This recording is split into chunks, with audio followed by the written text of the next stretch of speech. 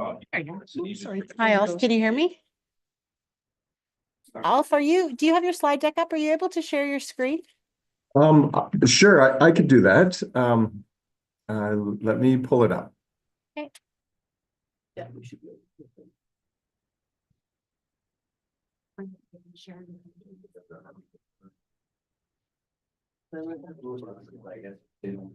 Yep, one person. Yeah, that's right.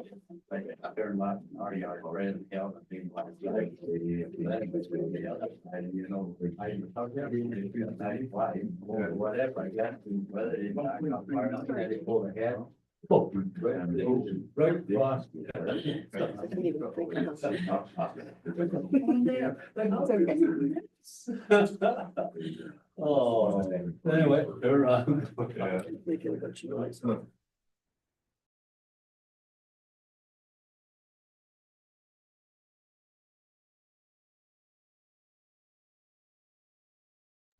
My driveway is barely higher than the yard, and it's all white. I have Can you see the share I've seen a off couple or no? guys go like this and then go back Yeah. like this again. She's Yes. covered. I'm guessing what it is. You're muted. You're on mute. If I share my screen, then I can't see anything, then I'm blind. So we could do that, but I'll just that you're aware that if I share my screen, then I can't see anything. I'll rely on my hearing. Do I have permission to share?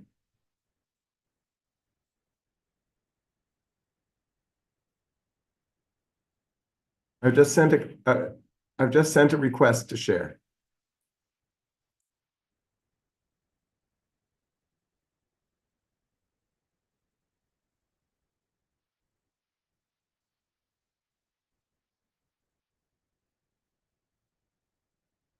Really, I'd like him to go through it. It's not legally there. If I pulled it up. Yeah.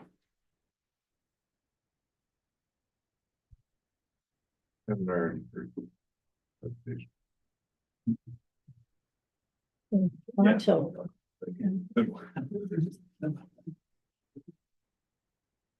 That was one reason I didn't go in there. Like, are you okay with that, Alf, or no? Can you see the title slide now? Yes, and we can see you. Awesome. Okay, thank you all. Thank I'm you, good. Chief.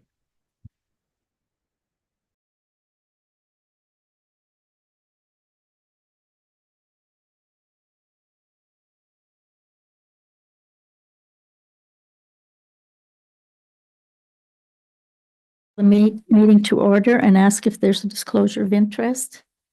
As there is none, I would ask anyone who is in the audience that did not sign in when they first came in, please sign out when you leave, just so we know who has attended the meeting today. I have a resolution adopting moving and seconding the adoption of the agenda with the following additions: a letter from Les Pollock and Rick Angove in respect to the museum budget, and number 2, a revised 2025 budget summary contained in the 2025 operating and capital budget draft number 3, page 4. Any further discussion or additions? All in favor? Opposed? Carried. So this morning, we have a deputation from, I believe, the Nuclear Waste Management Organization, and it's Kevin and Chantel. If you'd like to come forward, we will pass on the meeting to yourselves, and if you wish to speak, please push the speaker so the light is green. Otherwise, our audience online will not be able to hear you. Okay, thank you.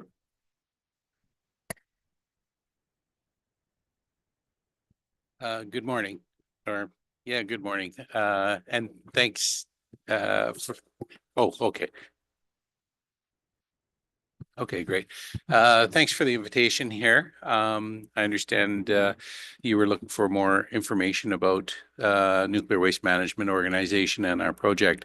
Chantel Gascon is here with me. My name is Kevin Malloyne. I actually live in Dorian, and I lead the Indigenous engagement team in the Northwest. And I actually was on municipal council in Dorian for 16 years, some time ago, but half of that time was as Reeve and half as councillor. So a few of the names I recognize that have been around longer. So again, and then we have Ulf Stammer online. He's our transportation engineer. So I'll start off by sharing a little bit of information about the general project, and then Ulf will take over.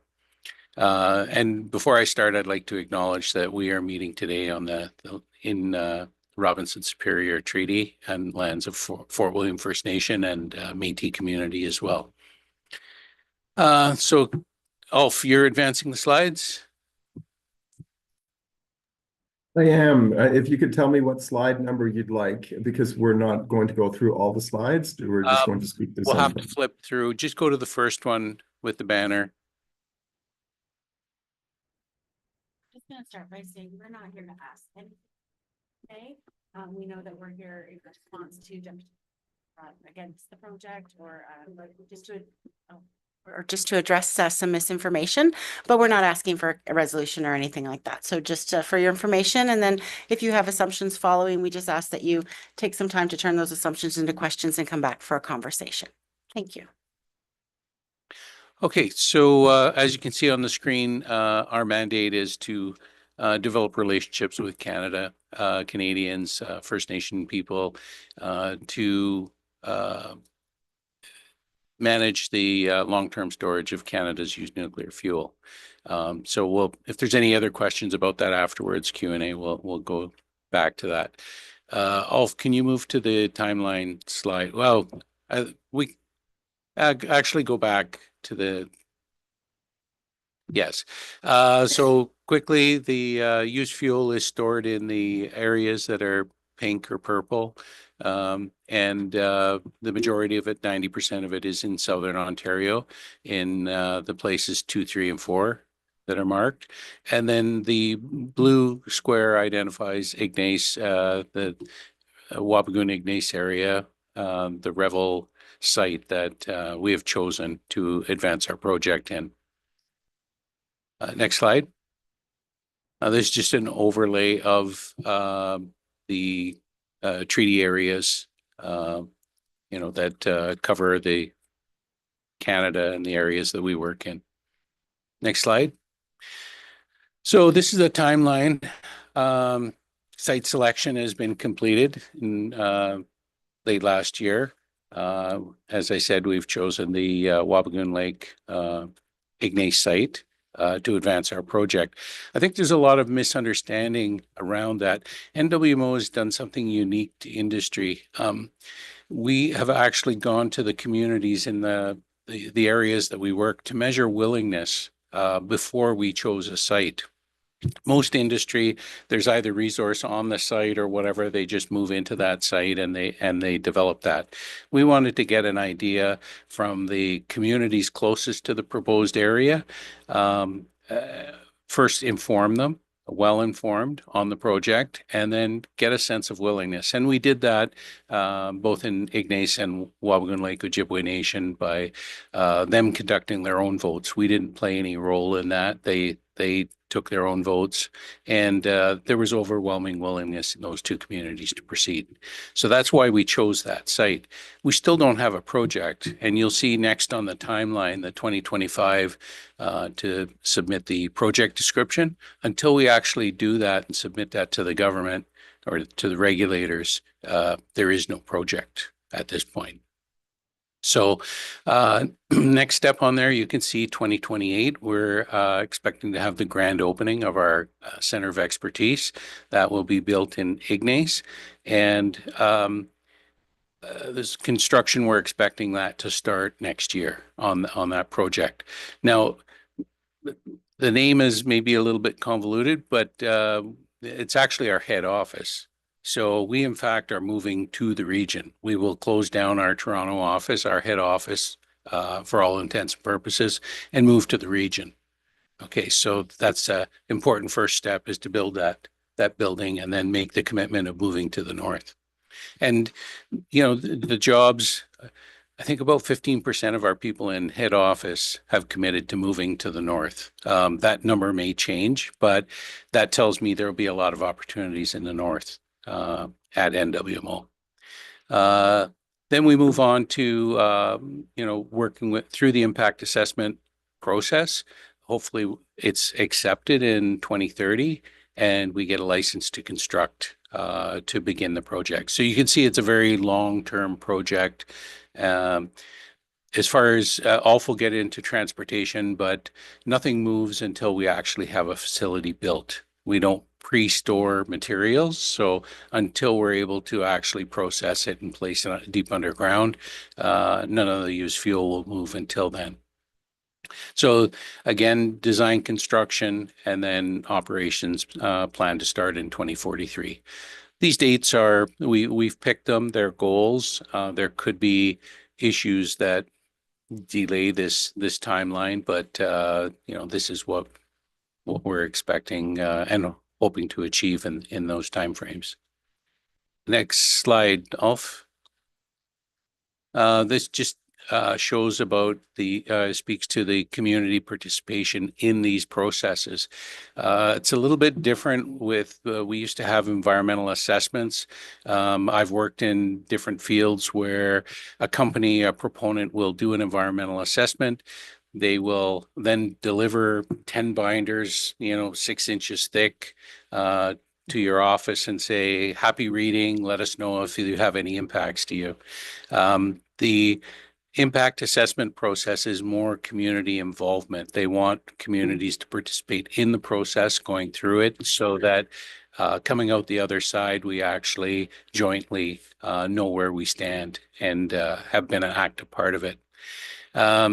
In the end, you can see that there will be hearings scheduled. This is a normal process with this regulatory process. And people can go to those hearings. And I've been advising the First Nation communities that I work with. They can go there and they can either say they support or they can say they don't approve of the project.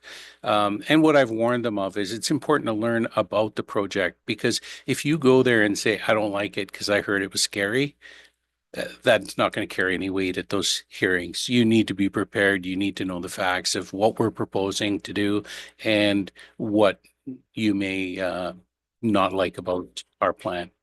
So, in total transparency, there's the process, and this is how it would serve people best, no matter what side of the project they may find themselves on. Next slide, Ulf. This is just a schematic of what we're proposing to do. On surface, we're looking at an area about 1 kilometer by 1 kilometer. You see a waste rock pile there because mining will have to take place to make the tunnels. That's a very simple array of tunnels there. We will, with further study, 3D seismic and drilling, we will identify more about the rock, and those placement panels, those tunnels will be placed where they meet the geology as best as possible. We're looking at this site at probably around the 750 meters underground. And there's 5 barriers there that protect the uranium dioxide ceramic pellets, a solid pellet at depth. We can deal with any questions about that if you have them. Next slide, Ulf. This is just a comparison of in Ontario. Nuclear makes up a significant amount of our electricity, and compared to the others, you can see the breakdown. This enabled us to get off coal in 2014.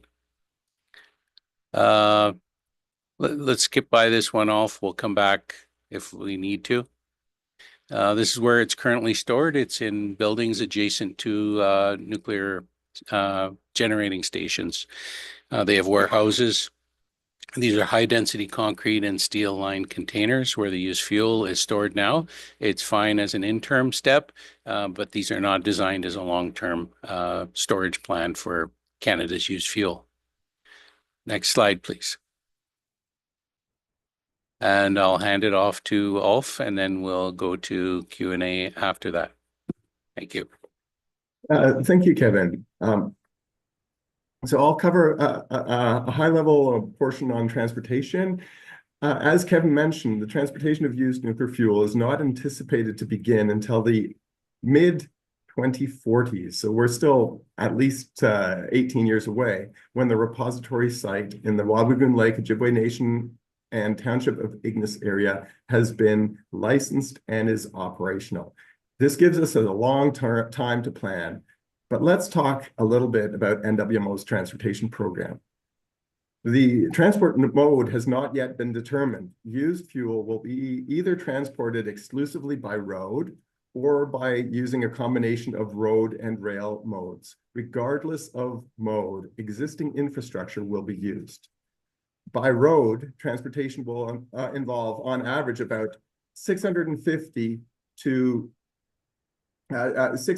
shipments per year, or about 2 to 3 shipments a day for approximately 9 months of the year. 3 months of transport downtime allows us to accommodate for weather events and other potential road closures.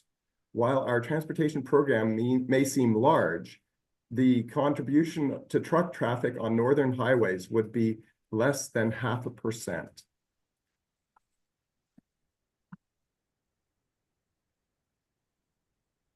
The approach to ensure safe transport is multi-layered. At its foundation is package design.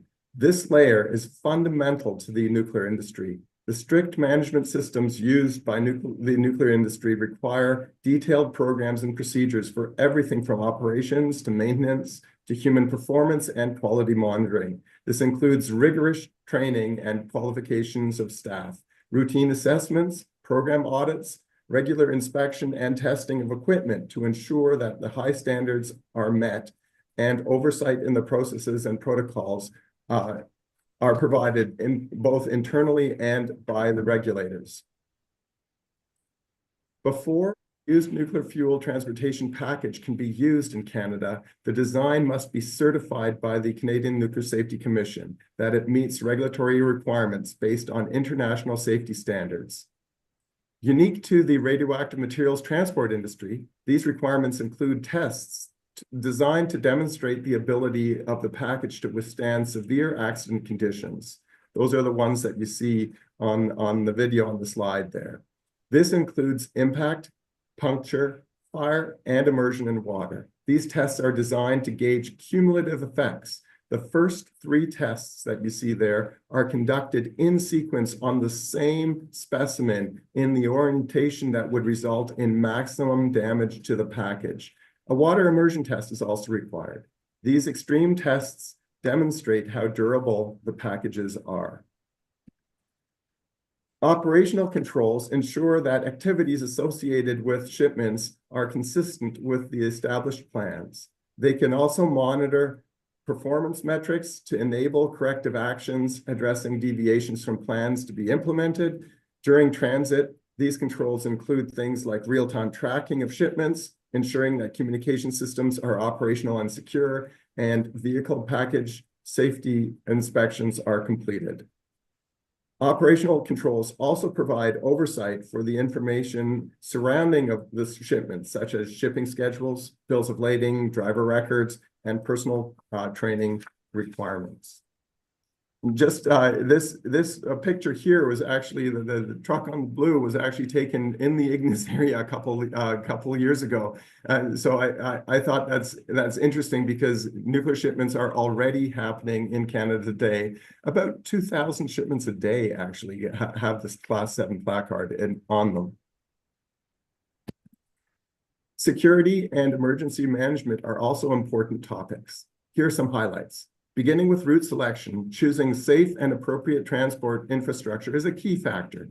Guided by regulatory requirements, both primary and alternate routes must be planned, but informed by discussions like the one we'd like to have with you.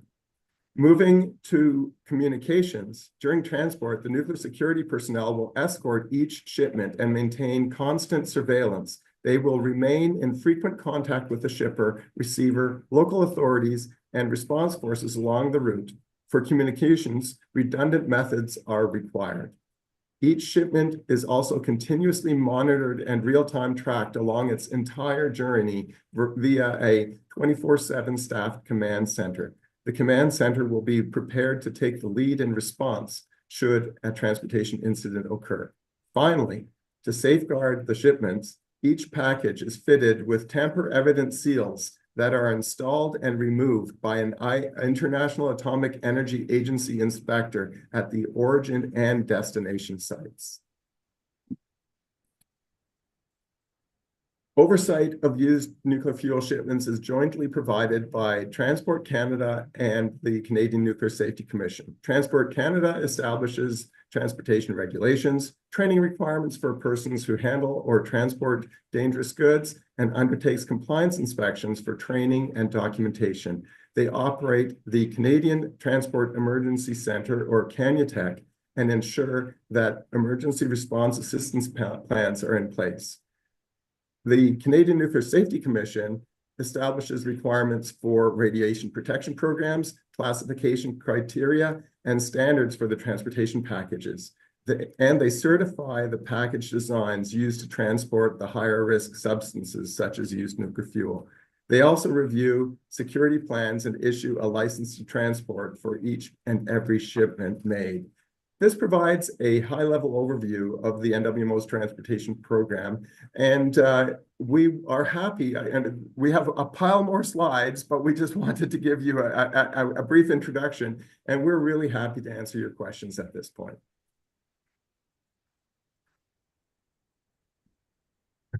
Any questions of any of the councillors?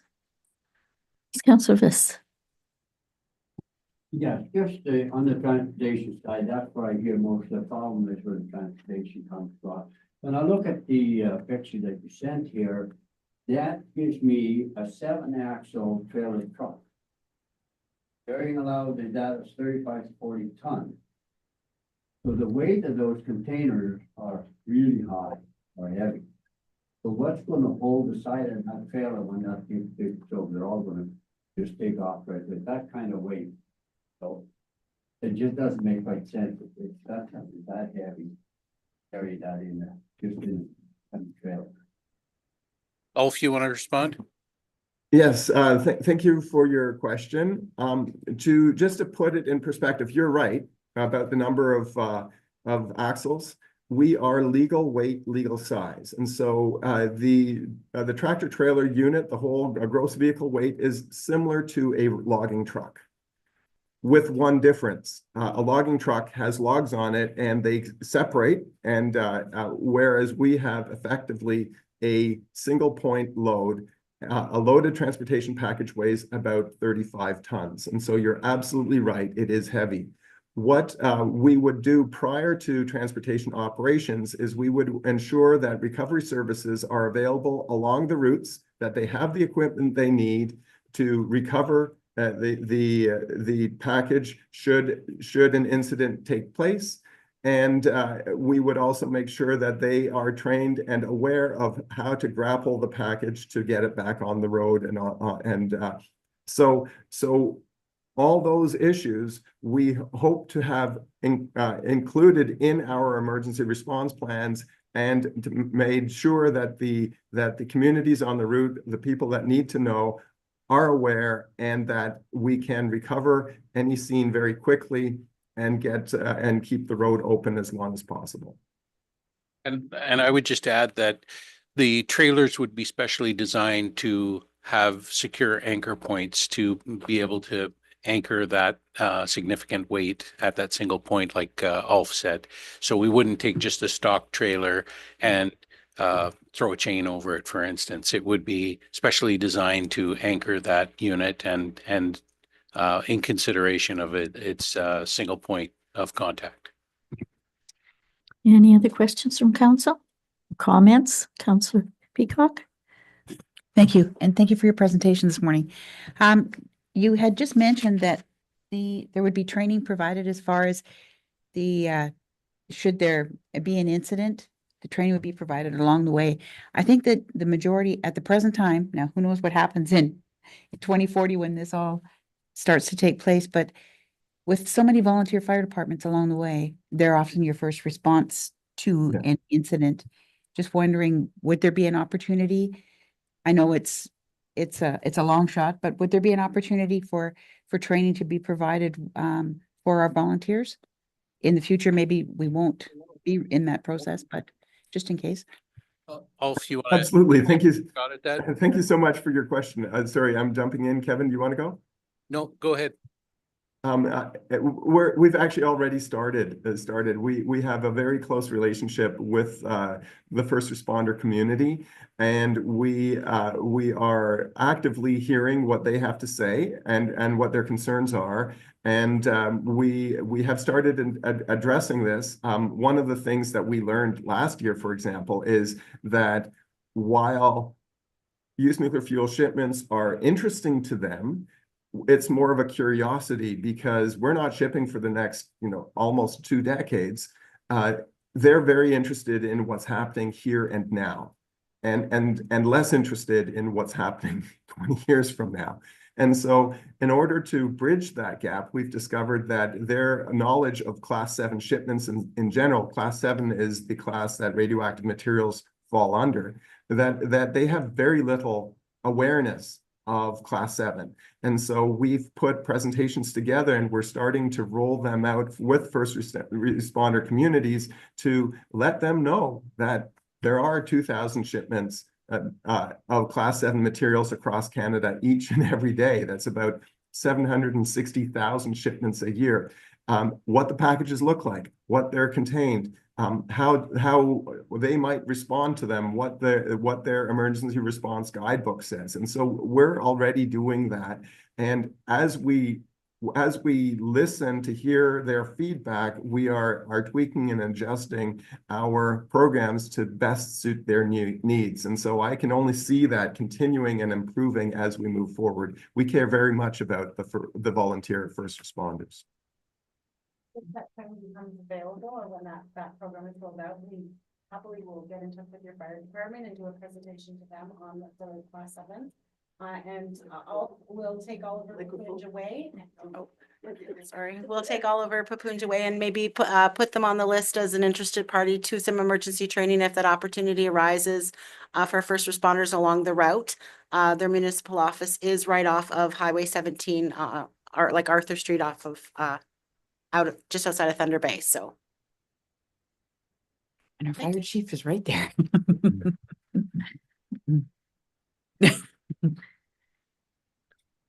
Yes.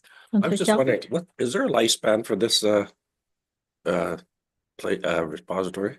Like how is it gonna be there forever, or like how much, what's the capacity of it? Capacity, I think that it's been negotiated that the expected fuel from the present reactors, we're responsible, NWMO is responsible for all used fuel, high-level fuel in Canada. But we don't know what the future is going to bring. You've probably heard about small modular reactors. Some of them are in development. We don't know if any of them will get approved. We don't know what their fuel design will look like. So that would have to be considered later on. This repository is being designed for the current fuel that's in storage and the expected fuel, so the CANDU nuclear reactors. So approximately 6 million fuel bundles we're looking. The regulators have asked us to estimate the Revel site. What is its maximum capacity? We believe that the capacity is more, it could handle about 11 million fuel bundles, but that's not the current plan. The plan is for the 6 million fuel bundles that are either currently stored or the ones that are expected to be created over the coming years during the license span of the present nuclear reactors. So it's a long-term project. We're looking at 150 years plus because there will be building up to actually operating time, 43 hopefully, and then 40 to 50 years of operation, actually placing the used fuel. And then there'll be a long-term monitoring period as well.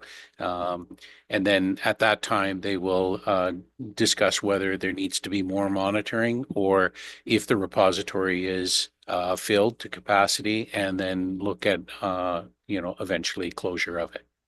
So it's think of it as a passive system.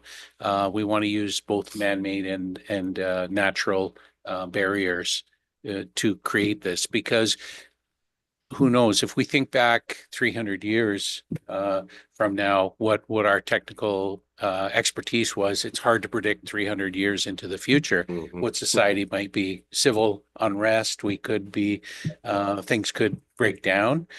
So we want to create a system that no matter if there's people there to manage it or not, it will provide the protection that we need. Any If other? I could just add, perfect answer, Kevin. I just wants to add a sense of scale to the 6 million fuel bundles.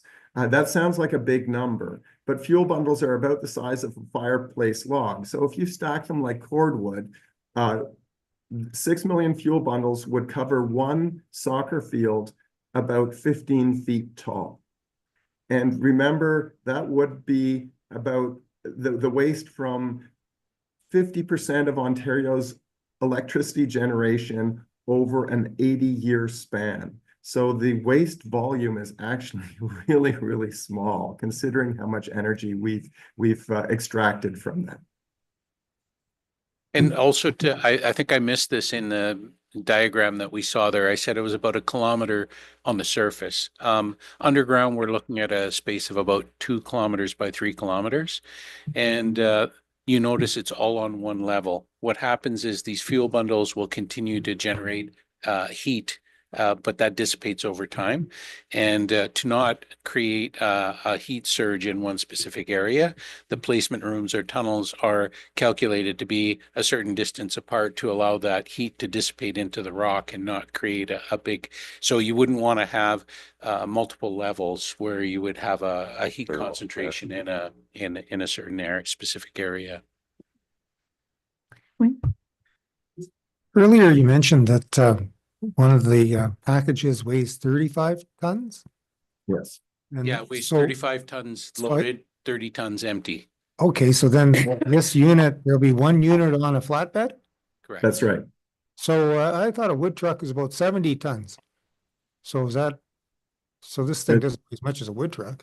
70. Well, the gross vehicle weight, once you include the tie downs and the potential snow loads and things like that, we're probably running around the 62 to 65 tons in that neighborhood. So for a rough approximation, it's pretty close to a wood truck. Any other questions? Concerns? Well, thank you very much for coming to see this morning. Keep wanting to say this evening, this morning. You got Yeah. up too early. I know I got up too early. Thank you very much for coming. We appreciate your offer that if ever we have thoughts or questions, you are open to answering them. And or if we could ever have another presentation as the years go on, it would be appreciated. Thank you very Awesome. much for Thank having you. us. And Judy has our contact if you'd like to reach out. So Yes. thank you, Your Worship, councillors. Thank you for all the information, the reading material. Have a Thank you nice so day. much. Thank you. We now have a presentation, I believe, by Sabrina Ree, but I do not see her in the room. So with council's permission, we will just continue on. We have a resolution moved and seconding the minutes of the council meeting held on January the 14th. Were there any errors or omissions? As there were none, may I have a motion's been made. Oh, I'm sorry, Councillor Peacock. Thank you. I did have a number of concerns with regard to the bylaw that was passed for the landfill site. I did send them to the CAO, and I'm just wondering if I realize we have to have a bylaw to implement the system as far as the punch cards, but I really think that bylaw is going to need quite a bit of amending. So I'm concerned that we've kind of put the cart before the horse and passed it too soon. Not sure how others feel, but like I say, I know we have to have something in place, but I did have a number of questions. The one thing that I was not aware of, and perhaps I missed it through the conversations, but the system that we're proposing or that is going to be implemented, people still have to have their access card as well as the punch cards when they go to the landfill site. I wasn't aware of that. I know it says in the newsletter for a start, to bring your access card with you along with the punch cards, but I didn't know that they had to have both. So didn't know if anybody else was aware of that as well. Yeah, we had a conversation about that and I explained to you that the landfill access card is not necessary if you have a punch card. It will be necessary to have a landfill access card to buy a replacement card, and it will also be necessary to have a landfill access card when you want to use a free dump week. The concern that I had was that if you have an existing access card, you took it with you, you moved to town, it's free weekend, and you can come out and dump because you have an access card, you don't have a punch card. So if we were trying to control the use of people with access cards that are no longer Oliver Papoon residents, I don't know how we can justify that. Counselor? Through the chair, the landfill access card on free dump weeks is a necessity as well. We're going to be asking, as the bylaw currently is written, we're going to carry it forward in the new bylaw, that the ID as far as address, where you live, secondary piece of ID for free dump week. The landfill access card is cumbersome at best because you have all these authorized users. When we are not in free dump week and you have a punch card, when you run out of punches, there you are. But for free dump week, 2 pieces of ID will still be required, and there'll be blitzes during that week to weed out these potential people that Councillor Peacock's talking about.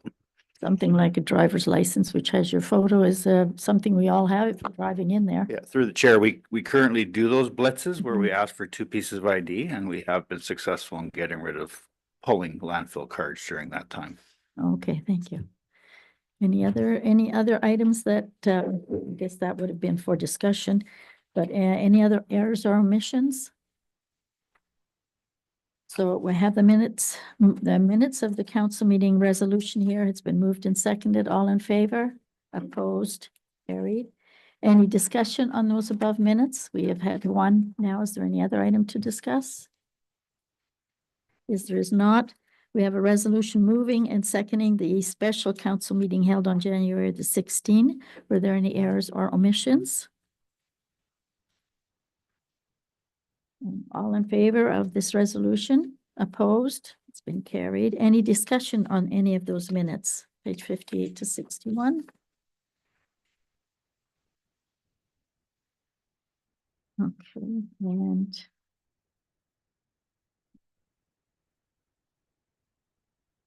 then we have the reports from municipal officers. The first item is 2025 operating and capital budget approval, page 62 to 64. There is these 2 items that have been added to that report is the letter from Les Pollock and Rick Angle with respect to the museum budget and the revised 2025 budget summary contained in the 2025 operating capital budget draft number 3 on page 4. So this resolution has been moved and seconded. We are open for discussion on these additional items or any other items. Just, if I may, just start, what is our final levy at this point? Less growth or plus growth or after growth? After growth, it's 2.99%. Okay, so if we want to round it out, it's 3%. But it's 2.99 at this point. That's with the working with the new development in the municipality for 2024. Okay. For growth, it's 5.08. Okay. I think it's 297. Yeah. Yeah, sorry, 297. Okay, make the 9 a 7 there. 297, sorry. Okay, so now I open it for discussion, either the budget or these additional items that we've received. In regards to museum budget and the changes that were made.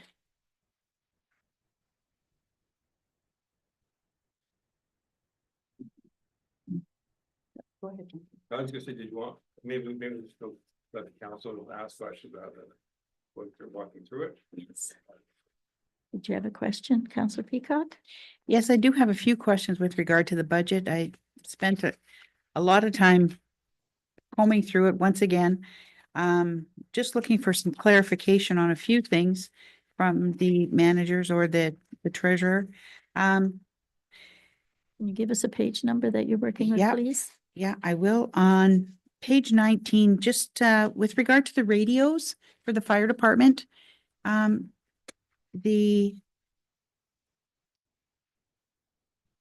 amount that was going to be put into the reserve for the radios, because we didn't get them last year. Can you confirm how much that is going to be? Because I wondered if we had duplicated the amount that we have in our budget for the radios and then capital radios as well.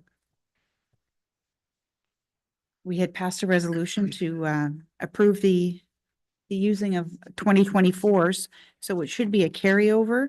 Yes. Right? So we approved the budget for the radios that carry forward. The original amount requested in 2024 was 12,500. And that is in column, I guess, the first column. Mhm. In On page 20. SCBA radio upgrades on page 21. Halfway down the page. It says, it's first in the yellow, and then it's got a blue font. And that is the 12,500. It was not spent. It is carried forward and it is recorded in the transfer from reserve CF equipment, which is that's the carry forward for equipment, and that's recorded in that number, right? So in the 24,740 in the original draft, that 12,500 is included in that number. So the sheriff transfer. We didn't spend the money last year, and then so carrying forward with that reserve. That's been carried forward Carry to, forward in 2025. Yeah. And the 2025 it's for the SCBA radios is 25,628. because we're purchasing more. I think we doubled how many we were going to purchase. Right, and did this, this 12,500, did it go into a reserve or just to the fire department account or?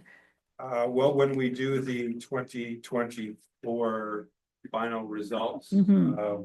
with the auditors, we will transfer those funds to probably working reserve, Okay, and then we will take that from the working reserve in 2025 and put them in that. so the 12,500 will come back out in for 2025 budget. Yes. So we're not asking the taxpayer to pay for them twice, only the difference.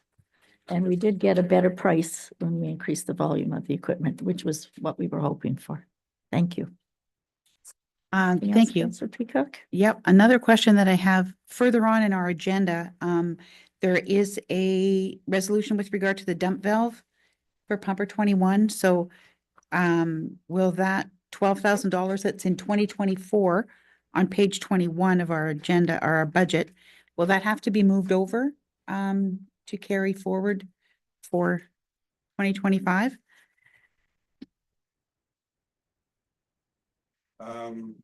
I'm not sure of the status of that dump valve, but I believe it was an indication that it's already been secured. No, there's a report in here to sole source it, Mhm. so it would have to be moved forward. Okay, anything else? The other concern I have is, or another one is with regard to the landfill site. Without having I guess I'm looking to the Director of Operations for confirmation as to how this worked. The North Landfill site, we passed a resolution last year to have the repairs done. It was an emergency repair for the North Landfill site compactor. And when you look through the information that we received in the budget, that repair, looks like that repair bill went to the south compactor. And now you're looking to have a hydraulic cylinder and sandblasting and painting to that south landfill site compactor as well. So what happened to why didn't the repair go to the proper piece of equipment as it stated in the resolution? Through the chair, both compactors experienced bills last year. One was a capital project and was costed appropriately, and the other one was the emergency repair that came to council. One was a capital job in 24, and one was an emergency job, but they were costed the same way as appropriate, as was brought to council. So is there still a need to have that hydraulic cylinder and sandblasting done on that piece of equipment? Is it another repair? Through the chair, yes, that's correct. Both cylinders are leaking on the blade, and we have pins and bushings we have to look after on the front moving blade, and our turning beams, turning radiuses on their pistons on the articulation are both at that point in time where they need to be done, or we'll be looking at a bigger repair down the road. Okay, thank you. Any other items for discussion on the capital budget? Further to that is Public Works. We passed a resolution I'm sorry, that's page 34. We passed a resolution with regard to spray patch, and just wondering to the treasurer, has all of the distribution been done as far as projects? Because we approved $45,000 for spray patch last year, and yet it ended up being 66,000. I understand that things happen, and so I just wondered if the distribution had been done, should it go to any capital projects? Through the chair, the spray patch is a single source, was identified single source. And the truth be told, we spent about $84,000 on spray patch last year. Some of it has been costed appropriately, and we're still working through finishing off those costings for 2024. Okay, thank you. Now, that's my concern, is that this information is from November, so we haven't got a real true figure as to where we are at year end. Again, we're looking at approving the 2025 budget, not the 2024. No, That has been approved, and we'll see the final numbers shortly. Once the auditor has gone through it as well. So, go ahead. thank you. We're still getting invoices from 2024 in, due to the postal strike, but even without the postal strike, typically we are still getting invoices related to 2024 activities in January. The city passed their budget with numbers from September. Yeah. So, This is, if we were to choose to wait till everything is completed for 2024, it'd be March. Or if we're lucky, because we certainly wouldn't have an audited report until No. December. So No. it's what we're really looking at here is approving the capital budget for 2025. Mm. The numbers from 2024 will get corrected as more information comes in. But it doesn't affect the bottom line for 2025. Unless we aren't sure just exactly where we're at for our reserves, correct? Well, the reserves, sorry, go ahead. yeah, so we won't have a final reserve number till the audit is complete. Mhm.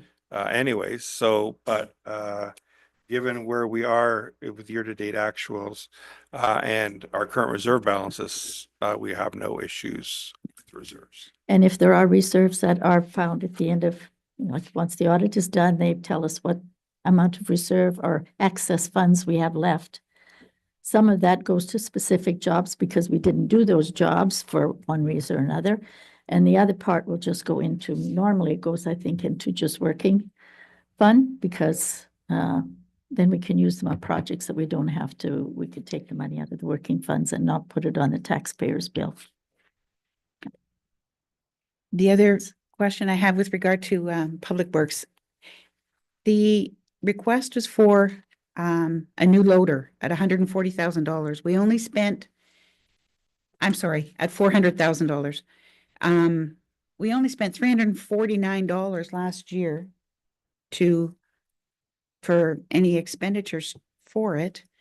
You only anticipate $85,000 on a trade-in.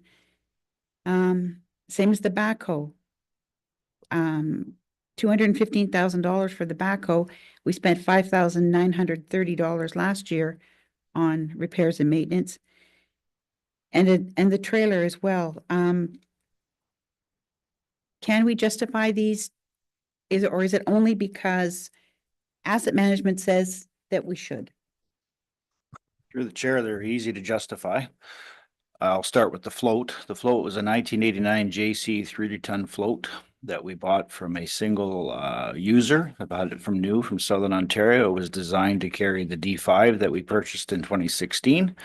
Since 2016, we've bought a 21-ton excavator, which we require to move around. Therefore, the 30-ton float is not capable to do that, and we are seeing premature fatigue based on moving that load around.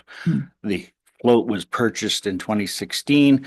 I think it was about a $14,000 purchase, and it's done well for 8 years. Our change in what we do has changed with moving that excavator, and legally we cannot move that excavator behind our floats with the float we currently have. In regards to the loader, yes, asset management said 15 years was blessed by council for frontline equipment. The true story in that loader, it is a 2009 with only 6,554 hours on it as of yesterday morning. The first 12 years of its life, it was a frontline plow machine. It had a loader and a wing and a bucket, and it has approximately 52,000 kilometers on the tranny and rear ends, and we are looking at getting rid of that before it starts to be a problem. Tractor backhoe, in that regard, same lines. We ended up doing an engine seal. We had the bottom end open of the engine, and we are firmly believe that it needs to go at the same time from what we saw. In regards to the backhoe, it is front line. It does culvert removals. It does cleanups. It's all over the place. Again, it has lots of miles on the drivetrain, not necessarily the hours. The pins and bushings at the back end that create the swing for the excavator or for the back end are going to require work if we keep it any further down. If we run it another year with the 500 hours that we potentially put on it, we're looking at big repairs for line bushings, very similar to the costs associated with the landfill compactor I mentioned earlier. Okay, thank you very much. Anything else? Is Yes. any of the, sorry, would the steamer that we had approved in December and the float trailer, is it possible that those could go to surplus equipment then and be sold? Through the chair, our surplus from 2024, our surplus sales didn't yield as much as it should have. We have a delay in the purchase of the snowplow truck, which is going to show up in a couple of weeks. To the point of balancing reserves in and out and surplus, I did not put any, I put a small amount of revenue in for surplus this year. The steamer was left out at that point in time when the report came. We were working on a deal to maybe trade the existing steamer. That did not come to fruition. There'll be a secondary report coming on what this proposed surplus value will be. I do, however, have an adjacent municipality that's quite interested in talking to us before it goes to the open market. Okay, thank you. With regard to that steamer, should there not be a carryover from 2024? And because the steamer was approved at a value, and then a portion of it was then the balance of the steamer costs were to come from working funds reserve as far as the resolution. So should that $26,000 be moved over as a carryover for the steamer? Through the chair, the invoice came for the steamer in 2024, and I believe we've paid it. We're awaiting delivery with a small holdback value. That's right. So this is one of those bills the treasurer was mentioning we get before the end of January. There's still the 2024 expense. And we have two line items on page 34. It's the tracked excavator and the Kubota there was only like $108 and $91 spent last year and this year 11,000 for each of them. Sorry, page 34. Through the chair, I believe that's the new GL system that tracks fuel per equipment. That's why you see the individual cost being assigned differently this year in the budget. Whereas before it was a transfer at the end of the year. Now the fuel consumption based on the hours that we currently use the machine have been transferred to those line items as far as repair and maintenance and fuel. And fuel, so fuel So included in each there. individual equipment has now got bigger number because the original number of 150,000 in fuel has been dispersed. Perfect. And one other question I have with regard to street lighting, page 40. The contracted services went up substantially from what we had previously had on our budget. Just, is there a reason for that? Must be. Through the chair, our contracted services have gone up based on two conditions. One is the service provider. And two, we've aged out 3 years past our LED upgrade, so we're seeing an increase in the bulbs expiring. So there's been more work and an increase on the cost of the replacement parts. So truth be told, I believe the first 5 years we had the LED upgrade, we didn't do any repairs to our service provider. There may have been the odd piece of wire and fuse holder that need to be replaced. But now we're seeing an increase in, we've reached an 8-9 year window on those LED packages and we're starting to see more. Further to that, Wayne is aware that we are requesting me with the MTO because we've also seen a transfer of streetlights that weren't on our inventory given to us, which we are currently having discussions about. That number is reflected in the budget. Perfect. Thank you. Anything else? I'm sure I've said enough and I welcome any comments from anybody else. Anyone else have any questions in regards to the budget? Yes, or those two additions? Just one specific one in Public Works Capital. So I guess the biggest one for capital is the Twin City Crossroads improvements. There's two items in here coming in at a 1.3 million. Right now, do we have a good sense of where we're at with the renewal of the corner with MTO? And is this going to be delayed another year or? So through the chair, the budget was presented that way as two parts because there was concern that we were going to be delayed at Twin City Crossroads and Arthur Street. So the portion, the project that will be happening this year is from 130 to our municipal boundary north of pole line. That portion is going to go. It's one of the projects we're getting out on the street as soon as possible. We have received word since this budget was prepared that intersection has been pushed off till 2026. So you'll see a deduction, carry forward dollars into the 2026 budget to tie in hopefully with the successful vendor on that project. And when we were in Toronto, we mentioned the fact, I think Kiva brought it up to us about combining our request or quote for the intersection and our roads when it came to hard servicing. Yeah, so through the chair, that those two budget items are in the design phase right now. So the 2026 one will go on the shelf and it'll come back as unspent money 2025, push forward to 2026. Hopefully we get a better answer before budget time as per the timing. I do know that it was a 17-month job, so to speak, that the MTO was proposing with some fall work. Hopefully that gets called this fall for completion in 2026. Hopefully it's not a fall 2026 into 27. Right. We have some infrastructure needs on Arthur Street that need to be addressed at the same time. So we're trying to get that project out of the way. Parlay the contract that we're talking about currently with that, and then 2027 we're looking at Arthur Street. Councillor Peacock? Sorry, just one more thing. OCIF funding, once again, can it go to the Roslyn Village Community Water System rather than being in the Public Works Department to offset the costs? It's my understanding the residents received a letter from the Director of Operations with regard to billing and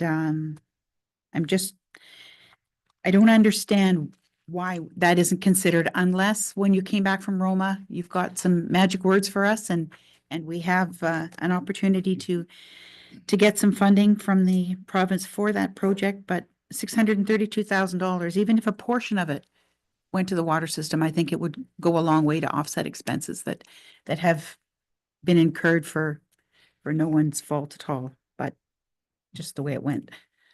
In response to Councillor Peacock's comment, I don't think there's a change from previous questions on that, but actually I believe that based on the information that was provided to the public and what was given in an earlier council meeting about that, I actually believe she's probably right. We need to look at perhaps using OCIF funding or something to cover items related to Roslyn Village water system that are not standard operating costs.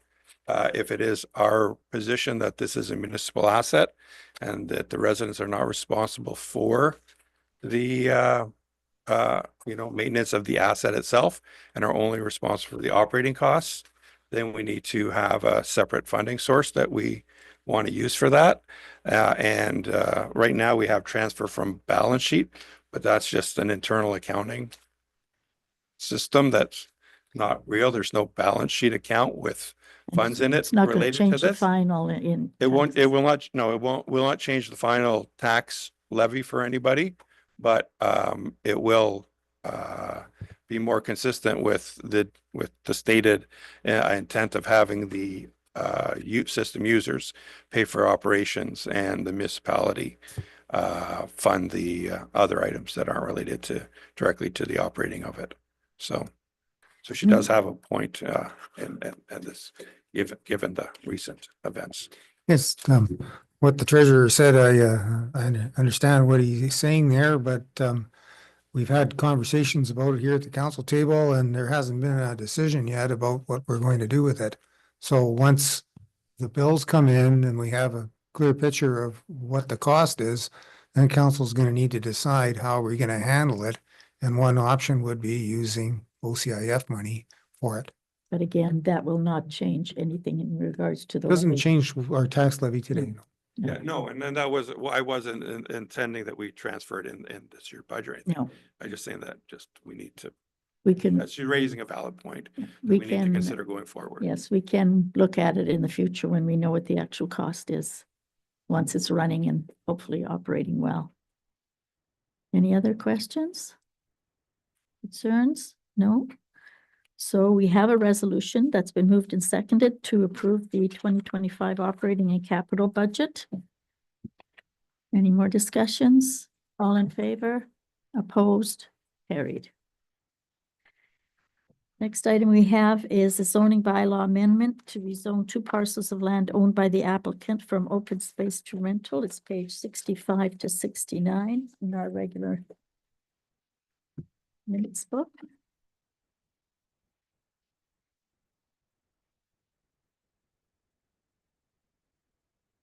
So the resolution has been moved and seconded. Any further discussion? We had this come to us earlier, but we were awaiting a comment from the Minister of Transportation. Councillor Campoff? So it looks like the Ministry of Transportation has some concerns about the existing access to that property. Is it a viable option for the property owner to go to Vibert Road? Not according to the Conservation Authority, no. So I understand. I mean, it's recommended that we approve this, but what's going to happen here with this lot? Like, reasonably speaking, is this a developable lot at all ever? Or? Through the chair, I'll speak to that. There's been some discussion in regards and in regards to the LRCA in the past projects in and around this area. Floodplains can be managed. They can be passable. It takes some work. The intent of what Carrie's bringing to the table here today is to bless the open space concept. And then there's been some discussion with the proponent in regards to maybe accessing Vibert or politicking to get the existing entrance reconfigured somewhat. At the end of the day, there's some drilling going on in and around that area right now. It's been sequestered by the MTO. The mast is up today. They're doing some geotechnical investigation. So we see some change coming in that area probably in the next 5 to 7 years. By the time it's all said and done, that's probably the timeline we're looking at for this to be a developable land based on the rezoning application. So we see it as a first step, which would give credence to the developer to go forward from there. Okay. It does indicate in here, though, that they're indicating they don't have a valid entrance onto the highway. So their entrance will have to come off of Vibert Road South. So we understand it. Just to be clear on that though, rezoning doesn't indicate that it's a buildable lot. That's right. So it can be zoned anything, but it's not usable until they have an entrance. So Right. this is just step one. So this is our step and this person has to continue on. That's correct. And through the chair, this is the hang up with MTO entrances. It's the minute you have them, they're fine, but the minute you go to do a change, they don't exist. They want to take them And, away. and this This is. is you know, not the first time that's It's not the happened. first time. We've had this on Highway 130 corridor in the valley. We've had this at Carol's Cakes on the corner here. We've had it at numerous, and there's been a change in the MTO permit process in regards to driveway entrances and access. They now have a portal and they assign your, project to a person, could be anywhere in the province, and you get this instant dialogue back and forth. Mhm. So if the proponent wasn't to change the access or wasn't to change what he wanted to do with the lot, the entrance is allowed to exist. Right. The minute you apply for a change, the entrance doesn't exist. It's challenging times.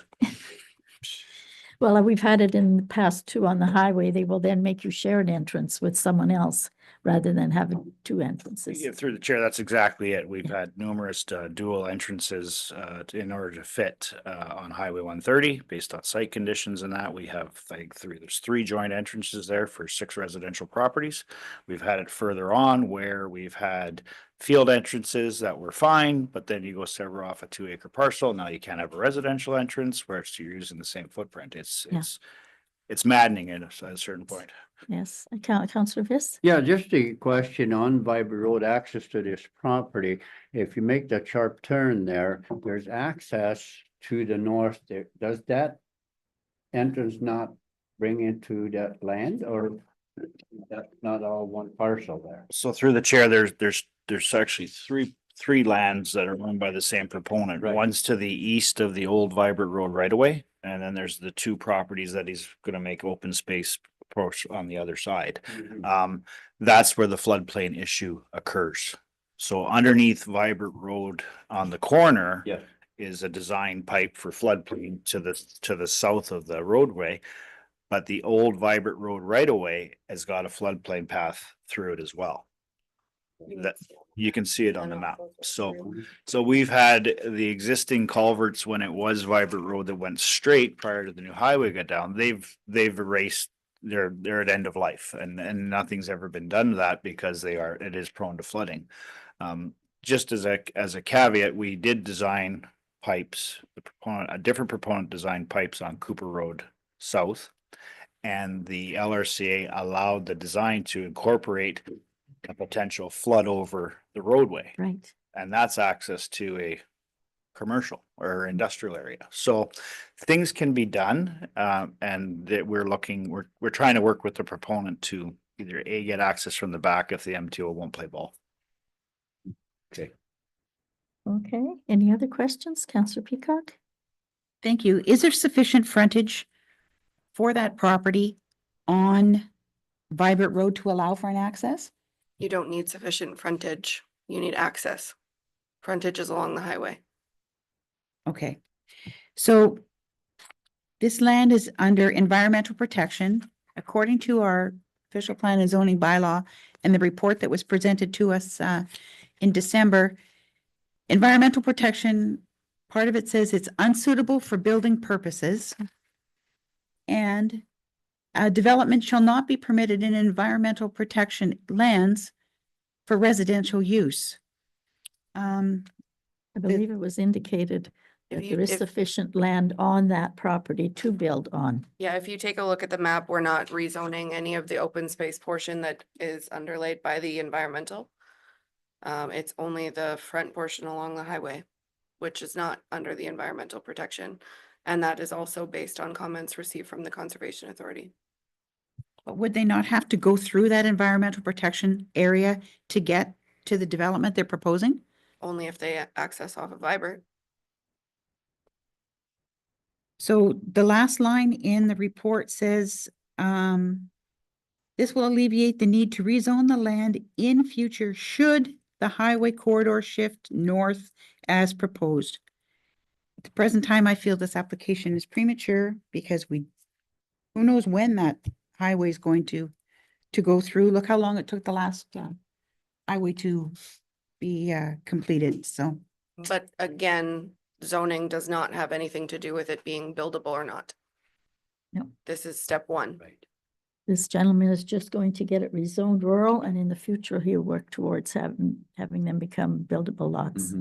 And that's his choice. He knows he's got this hard job in front of him. And again, this section of road, once the new highway goes through, this will not be, well, I don't know if it might be still MTO. It might also be all over Coonge.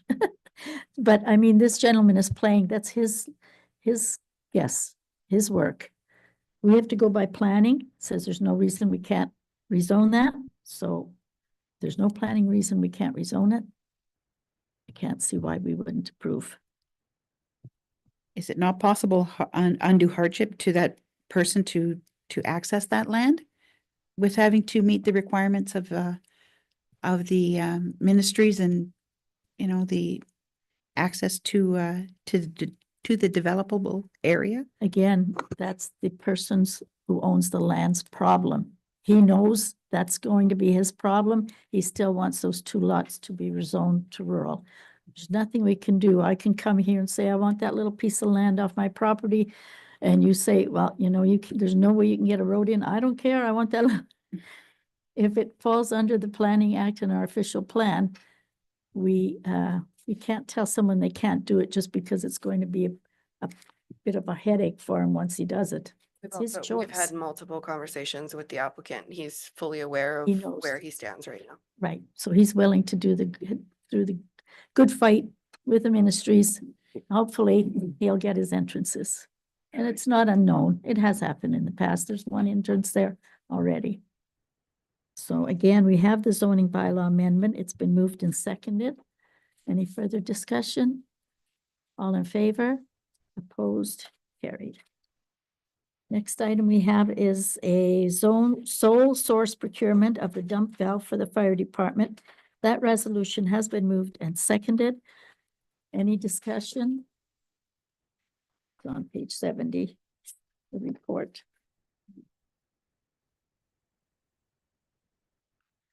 I shall call the vote. All in favor? Opposed? Carried. The next item is a report in regards to ask questions and answers and a Chronicle Journal issue. This is just for your information. It's on page 71 to 74. I must commend that some of the answers, they were very good. It was good to give these answers. I thought it was easy to understand article report. Any discussion on this landfill site report? Councillor Viss. Yes, I have a few questions. Of course, everybody got calls on there and, but in most cases, I found if you explain it to the people what it really works, how it works, they understand it. So really I can bring that much, but there is some good points. Now, for instance, a 5-bag limit in an SUV, it's no problem. But you put the 5 bags in a half ton, you're now going to get 2 punches. Now, I've heard the director of say, well, the person in charge should be able to call that. My problem with that is, are we putting too much onus on the young fella or young person sitting at that desk and say, hey, you got 5, but you're okay, you got 6, and you're not.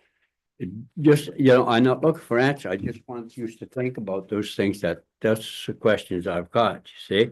Then another one is, you get the hobby farms, there's that rural residential agriculture.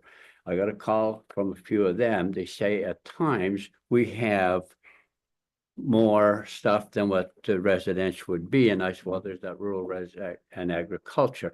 I guess the question was, who decides who gets that kind of a license? Do they have to apply, or do we have a good idea of who is a hobby farm? So that's another thing that you may want to consider, okay? And the next one I have on there is most of the people in our municipality like to keep a nice, neat yard and so on and so forth. They have trees that they have eliminated and stuff and so on. And so they have brush and leaves. And if they put that in a trailer, it's 8 punches. Now, I said, well, you got 2 days a year that you can get it for nothing. The point is, who wants a pile of junk sitting in a yard for that period of time? So I said, I would bring it forward. We can think about that. Maybe whatever your staff comes up with, maybe a call to the office or something and say, I have this issue and can be resolved. I don't know. But those are a few of the main concerns that I had. And so think about that. And if you think you have solutions to it, that's fine. Through the chair, we have considered that. We have considered that there is going to be certain situations where you may have 2 uses on one property with 1 tax bill. We fully expect that we are going to have some fun with it. At the end of the day, rolling it out February, March, and working through these issues are going to be okay. We will get through these issues. There's going to be more than just the 3 that I've mentioned right now. And some of the frequently asked questions address some of those concerns. There's no doubt about that. In regards to 5 bags in an SUV is 1, but 5 bags in a truck is 2. That's incorrect. We are going to have pictures on the wall that say, if you've got a heaping truck, it's 2 punches. If you've got 5 bags in the back of a pickup, it's still going to be 1. We're not out there to create discord with the community. Let's put it that way. Secondary to that, 10 bags a week is lots. Let's not forget that. We're offering 480 bags of garbage a year for residential use, plus 2 free weeks. It's lots. If for some reason a 12-foot trailer comes in with a load of brush on and it's pulled behind a pickup and there's nothing in the pickup, I'll tell you right now, it's going to be 4 punches, not 8, right? The people that we're talking about with these concerns are not the issue that we're after. Okay, they're going to bring that load of brush in. They're going to have their 4 punches. They may have 2 bags in the back of the truck. The maximum is going to be 6.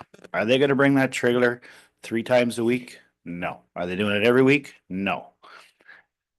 We've had concerns on the agricultural side where we bring in plastic wrap and we haul it with our tractor and our dump trailer, and that's going to be 16 punches on my cart. No, agriculture is a one-off. We will deal with as they come.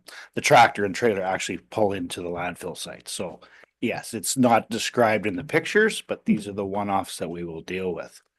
And I have a feeling those deliveries are going to happen on the free weeks where we're not doing punches. That'd be the best way to manage those one-offs, correct? So we have entertained a lot of these phone calls that you guys have received as well.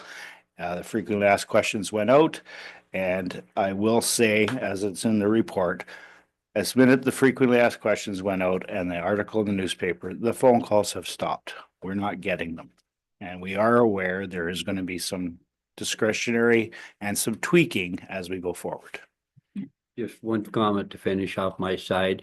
This is exactly what I told all the people that called me. We'll have a 2-month trial. If you find an issue, don't hesitate. Call the office. We can't fix anything unless you tell us. And so the 2-month trial is so that when we can tweak the thing and need to put it where it is, we know we're probably going to make changes. So the onus is on you. So you have the 2 months. So. Okay, Councillor Peacock. Thank you. The other concern that I had from a number of residents is with regard to recycling. We're trying to encourage recycling to the best of my knowledge, and yet if you take your recycling to the landfill site, it's still going to be included in the punches. Is there any way that that can be monitored better, or whether it be the landfill attendant at the site as opposed to at the shack that ensures that the recycling goes where it's supposed to? I know not everyone does, and there is mixed recycling, but recycling mixed in with household garbage. But if you've got your blue bag of cans and your blue bag of papers and whatnot, I don't think it's proper to penalize, if you like, for a better word, the resident for doing their best for the environment. So through the chair, we have entertained that idea. We have certain costs with any product coming into the site. Secondly, we don't want people trying to put residential garbage in blue bags and calling it recycling. We do not want interactions. We do not want to be opening up bags. I will say that if there's 4 bags of black garbage and a bag of cardboard and a bag of cans, it's again, on a residential card, it's going to be 1 punch. That discretion allows us at the site attendant, and people will get used to it. And the attendants had their training yesterday, and they have all kinds of questions too that we got to work through. You will see in the Oliver Papoonge Press looking for 2 more people. We are gearing up to roll this out and to have better supervision on the site as to what's going on. There will be tweaks in the bylaw for sure by April 1st. There may be tweaks in the card system going forward. The cards next year may look different. There might be a recycling portion on the card that we would punch. It doesn't cost you for your residential garbage. No. It's a system, it's very generic. It gives every taxpayer lots of volume to start. So you're indicating for a whole year, we've got 450. 480. Okay, so that's more than 1+ bag a day. 5 days a week, 7 days a week, like every day of the year, you can have more than 1 big bag of garbage to have to hit that for a family. Through the chair. That's pretty hard. Through the chair, exactly. That's hard to do. But secondly, the recycling has to count, because in 2026, we don't know what recycling looks like, which is what I'm saying. That there may be tweaks to the system to replicate what's going to happen with recycling going forward. Yeah. There right now, there's no cost to the municipality. We don't know what that looks like in 2026. That's right. Yeah. That's okay. Anyways, yeah, I talked to a few people, obviously, too. Once I told them, like, you get 10 bags of garbage a week, it's like, oh, okay, calm down then. But anyways, is our recycling being picked up as often now? Through the chair, when we were I was paying, questioned on that. through the chair, when we were paying for it, we had every avenue to kick and scream and create a fuss and hold back payment. I will say that their service level has gone down somewhat since it's changed to the new system. That was brought to my attention. And it should put costs onto us in regards to having to clear the deck when they don't show up to do their move. Councillor Viss, did you have? No, okay. I'm just trying to get it off. Wayne? I just wanted to comment, there was information in our Roma delegation brief about this matter. And there is a concern that the producers are going to try to save their costs and reduce the number of depots. And then this becomes an issue for us, because if you have to go to, say, the John Street landfill in the city with your site recyclables, then there will be more interest in just putting it in a black bag and throwing it in our landfill. So that's the uncertainty that we're looking at, that we need to be on top of, eh? That's part of it, and also the commercial waste, the only recyclable waste the producers want to pay for is residential. So all the rest of it is going to be our problem, it looks like. So there's more to come. Councillor Peacock? Thank you. So it sounds like it's going to be the landfill site attendants. It's at his discretion as to how many punches the cards will have. You have, a big trailer, because that's all you have, but you have 3 bags. Just because the bylaw says you come in with or the report says you come in with a 12-foot trailer, but you have 3 bags on it, are you going to still be charged 6 punches or no? Okay, so it's a discretion of the, okay. And we do no longer have, like the bylaw says that a contractor can come in with garbage, says household waste collected by a contractor on behalf of a resident within the municipality shall dispose the collected waste. We don't allow that anymore, right? So that's an amendment to the bylaw, as well as hot ashes. We don't have an area for hot ashes. Okay, so again, that's something else that I've made note for Wayne with regard to the bylaw. It's a working, Work in progress for work- sure. it's a working document that we're working with.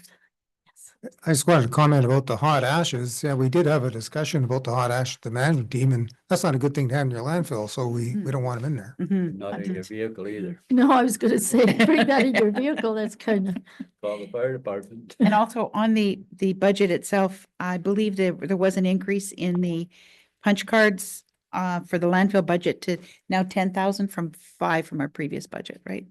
Yeah. that's the way it is, that's the budget. Oh, for sure. Okay, so now we have the Bill 241 Municipal Accountability Act. It's just for your information. It's to inform you what this is going to do to us. We have a chance to submit comments till February the 10th, which is the deadline. So administration has come up with, I believe, some comments that they are going to move forward. No, you haven't? Okay, you will though. Well, that's up to council. Do you want to comment on this item or do you not want to comment? And we might think now, this is not going ahead under this government. Now we're in an election. So it's kind of, Could be.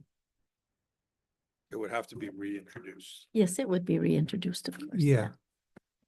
So, yeah, I do have a concern. My concern is what is considered a point at which you would get someone to leave. Like, I can see a criminal act. I can see stealing money from the municipality or, you know, those kinds of things. But I'm afraid when you just open it up to code of conduct, that's can be you know, looked at by anyway and everyone in a different way. So, Councillor Campo? Yeah, I know it was, that was a question that came up at the all ministers session, the Bear Pit session at Roma. Mhm. The question was asked, because there's a bunch of municipalities across the province. I know we've got some letters in here further along in the agenda. That they think it's unreasonable to have a unanimous decision Mhm.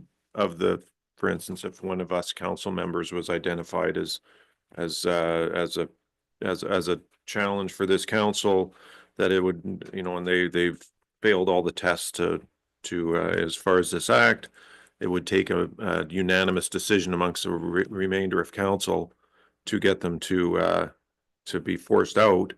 And the minister was like, well, that's gonna stay, because that's a really high bar, but that has to be a high bar because these people were elected. So I agree with that. I think there's other municipalities that think, oh, it only needs to be a majority, but that's not reasonable, I think. It's, you know, Like I say, if it's not a criminal act, it's hard. It's like it's in the eye of the beholder. Yes, we have our own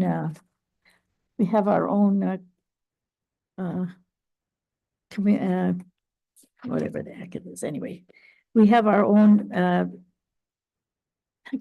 code of conduct, I'm looking for the word code. We have our own code of conduct, which we've put together, and it can be changed at any time and updated. And I do agree with the fact that this is talking about municipal persons sitting at a council table, but this to me applies to, and it's coming up in the workplace harassment policy, is I think we have to be very, very careful, because otherwise, you know, a few of us get together for coffee and say, I don't like the way so-and-so is voting, so let's get him out. We'll find a way to figure it out. I don't like that. It has to go through the integrity commissioner.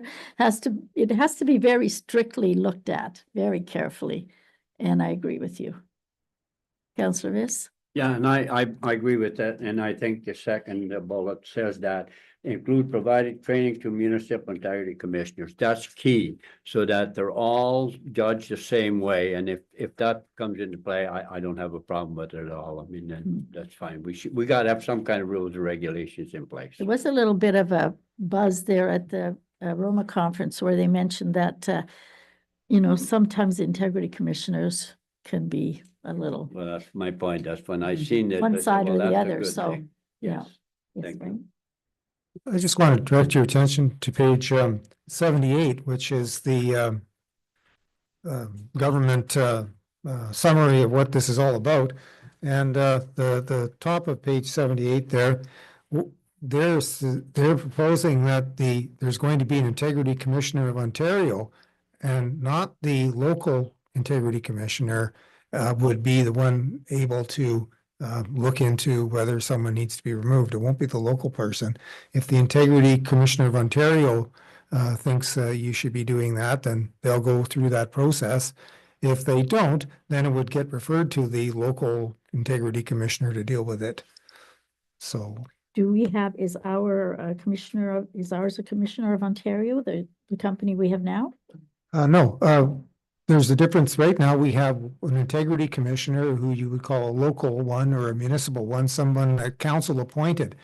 The people, the commissioner that would be, have the authority to go through the removal process would be a new office, Okay. Integrity Commissioner of Ontario. So it's going to be a new system altogether, a new office. Okay, as long as they have enough to deal with any kind of overflow. Any other questions or thoughts on that? Not interested in responding in comments? Just leave it as it is going forward? I guess so. See what happens after the election. We now have the workplace violence policy 010401, page 81 to 85. We have a resolution moved and seconded that this policy be approved. So it's open for discussion.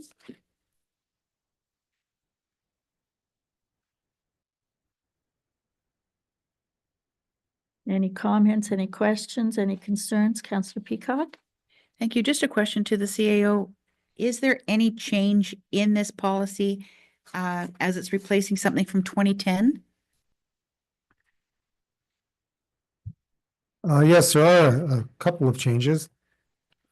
It's not redlined, so they don't appear easy. The reporting process was, well, I have to talk about the workplace violence policy and also the harassment one at the same time. They both been made consistent so that somebody has to report an incident, a complaint in 30 days. That's one part about the idea of reporting something. And the other major thing is the investigation that if it's got to do with, in general, the idea is you complain to your supervisor and if the complaint is about the CAO, you complain to council, and that's how the investigations would follow too. Perhaps the deputy clerk would have some further clarifications. Yes, I'd just like to add that we went to revise these policies. They're posted here in our on our bulletin board as required by the Health and Safety Act.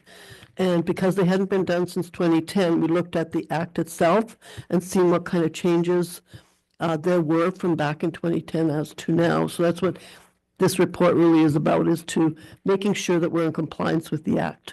In the act, we're also required to have a program in place on how we're going to implement this policy. And that's what we're working on right now. So that'll be something internal where we will go through and, come up with the steps we're going to need to implement this. Any further questions? Councillor Viss? Just one question on the working alone. We had some issues at the landfill a number of years ago, and that's why we came to the point where we put two people in there. With the new card system coming into place, can we be assured that we're gonna have at least try and have two people for the time being? Because you could have create some problems and if it's all possible, you have two for the trial period anyway to see where it ends up. So through the chair, you're gonna see April 1st, 4 people on site on a Tuesday. Really? And then you're gonna see 4 people on site on a Wednesday. And then you're gonna see 3 people on site on a Tuesday, and we're gonna whittle it down. But yes, we are aware of staffing levels at the sites. It has been a challenge to fill those positions, let's put it that way. In the Oliver Papoose Press going forward in February, like I said earlier, we're asking for 2 more. And we're looking at our operations in the summertime, how we're gonna do this with our current staffing levels. We will be gearing up staffing at site, and we more than likely will have 2-way radios as well on the persons. Thank Our you. camera. That's good. Through the chair, there's a reason why the digital swipe card didn't fly. There is a Wi-Fi issue. As much as we're promised we've got good Wi-Fi with the digital swipe card system, we need to have dedicated Wi-Fi backup power. In that sense, cameras will never be at the landfill site. No. Okay, so we have the workplace violence policy. It was moved and seconded. Any further questions? All in favor? Opposed? Carried. And then we have the workplace harassment policy, which is along the same line. That resolution has been moved and seconded. Any discussion on this policy? It's a few more pages. Longer. No? All is fine? Okay. I will call a vote. All in favor? Opposed? Carried. Next item is just reports of committees, which is the DSAB meeting. And then we have the Roma conference. And it's just going to be a verbal report where was Councillor Calvert, Councillor Kempoff, the CAO, Wayne, and myself were there. And you have the report here. I just wanted to go through the topics so we could just let them know what we had. We had talked to the Ministry of Energy and Electrification, which was a natural gas expansion, the transmission system upgrades, and Hydro One concerns for service. I don't know if there's any questions that you had on those or if you just want to address each one and say what the minister said. Yes. Yes, I have one question. While you folks were in Toronto, the news came out here that there's going to be X number of thousands of dollars for waterworks system for upgrades, new and all that. And is there anything, are we anywhere at all? Can we apply for anything on that? What was the detail? That's just the only thing that came on the news, that there was going to be money available for water systems. Oh, okay. This was gas and hydro, but I believe we did talk to Minister about the expansions of water systems. That's correct. They've come up with a new acronym. It's slipping my mind right now. Another 4 letters, HSIS, Yeah. whatever it is, something or other. And at the meeting, we talked about, we just got the rejection letter. We didn't get the HECS money. That's to get the roads built on that plan. We had to get 16 more units in a multiplex. We didn't get that. And then I got a letter saying we didn't get the money for the HEWSF there as well. So in this meeting, though, the minister said, well, we've got a new one coming up, and you should apply for that. And, that's, thanks for mentioning that. But when you get home and you take a look at it, it's standard with all their projects. If you've already done construction, you're out. So the arsenic plant is not eligible. What we would need to do is try to, as we did last time, try to rehash what we were asking for and see if we can work that up. We haven't got to looking at that. But our problem, we asked them for feedback again. But we got feedback on intake 1 of the HEWSF. They said the only thing that you've got going for you is your finance is good. Everything else, project readiness, you don't have that. Meeting this idea about producing a lot of affordable housing, we don't have that. It's hard for us to clear the bar that they have. We just don't have the project that fits what they're looking for. Plus, we brought up the fact about them having changed someone changing the regulations, saying piped water means sewage treatment plant. And then a comment was made, well, I don't know if that applies to rural areas. I don't think it does. We're going to look into it and get back to you, but we talked to the minister here, it applies to everyone. I said, well, you've basically killed us. You killed the rural area development. If you say you're gonna have if you have pipe water, you're gonna put it onto another 40 homes in a subdivision. Oh, can't do that unless you have a sewage treatment plant. Well, that's another expense, not just for the developer, but for us in the future. We have to maintain that and man it and watch. You know, there's a lot to that. It isn't just something you can walk away from. So they say they're going to look into it, and we're not going to let them stop, because I think we wait now. We have no use calling anyone as of today in regards to any of these projects, but I think we should keep on their case about that. If I just may just add to that, the point I'm trying to make, and every time they come to that, they say, well, that's already done, so you don't qualify anymore. The reason we had to do those things, because of regulations they put in place, they put us in that jackpot. If it wasn't for Walkerton, we wouldn't be anywhere. Then they decide to crank that down a little bit, arsenic, and here we're $500,000 later. Well, what are you going to do? We got to fix it. Yes. And then they come along and say, well, you started earlier. Hallelujah. That's not a reason. I think we need to push that way harder. Say, wait a minute, people. The only reason we have this problem is because you guys made that decision to crank or change whatever it is. The levels. And so I think we need to work on that more. Right? So, Anyway, you hear my point though, you know, that's an easy way out for the ministries to say, well, you've already done. No, because you made us do it. right. Well, we did also have a meeting with Hydro, and we mentioned a pole that was at the wrong place in Roslyn. Done. Oh. Spoke to the lady. She says, we'll take care of that. Now we're asking about,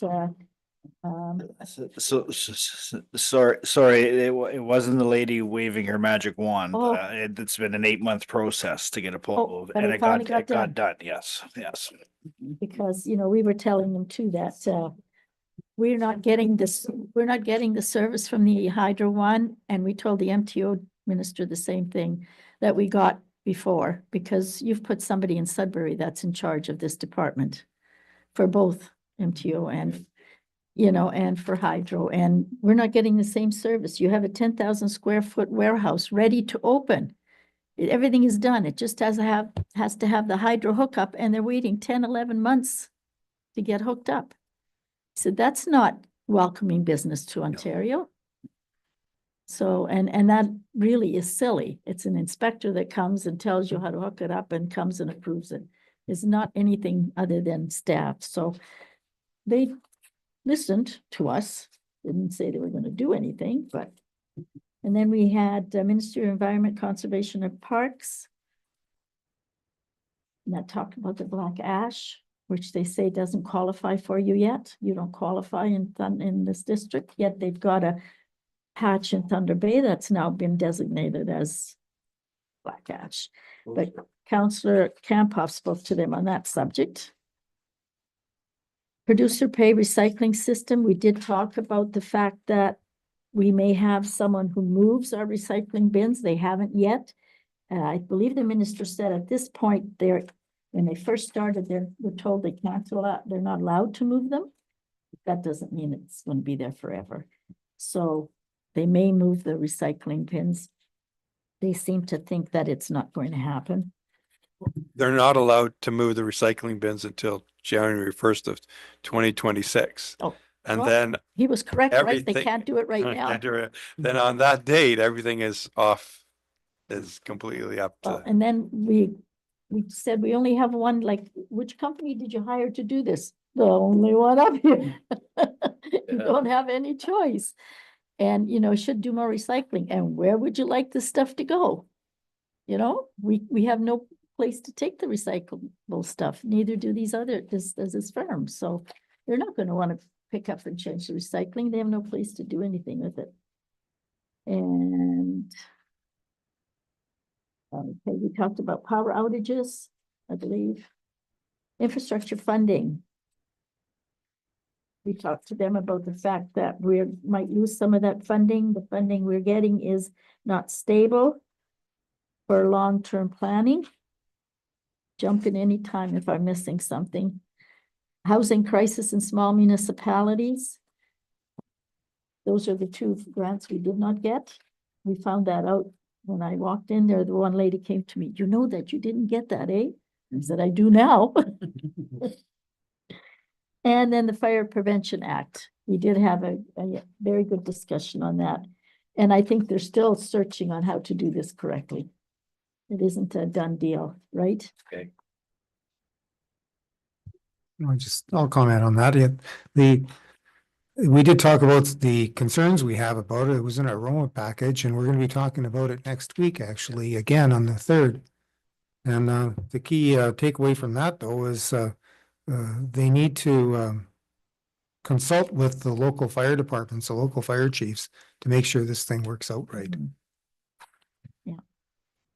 And then the Minister of Transportation, we spoke to them about the highway safety in Quebec Falls, the fact that we have the radar signs that we purchased to put on sites that were approved by them last year. And now they're saying, oh, no, the permit system's changed. Was it 2 years ago? And now you have to have, they were talking about the guardrail around it in case, so somebody gets off the road, they won't run into it. So that's stuff that's coming up, but they have promised to look into it. Basically, that's what they said, is has to have guardrail around it. Anything permanent has to have guardrail around it. So, and Highway 130 Arthur Street, wait till 2026. They're just doing all their checking for where all the lines are for gas and hydro and telephone and. Election now, so maybe we convince them In a roundabout way? Roundabout way. Yes. I think one of the fact was, well, we talked about highway closures too, and the fact that if there's a highway closed, let's say at Chappaqua or at the border, and they don't give valid instructions on how for people to get, they can't go this way to 102, but how do you get them that way so they can continue west? Yes. Yeah. It's 511. Yeah. Plus, you can't get it. You can't get 511 if got your cell phone because you're in a dead area. Yeah. Sean? I just wanted to comment, there was a bad accident around the sawmill in Ignace just a week or so ago. Mhm. And Yes. what I hear is they closed the road down at Chappaqua. Mhm. They put a sign up and stopped, and there was a lot of discussion because it's like we're 200 kilometers away and they've shut the road down, nobody there. And there's people trying to get to Upsala where they live. Yeah. Which is no impact and no direction. Trucks are backed up for miles. You couldn't go towards Atikokan, to Port Francis or anything. Well, they could turn to Atikokan, Mhm. because it was just, the road sign was right at the Right junction. there, right. But that doesn't get you to Upsala if you live in Upsala or Wraith or even Ignace, because it was On the other side. kilometers past Ignace.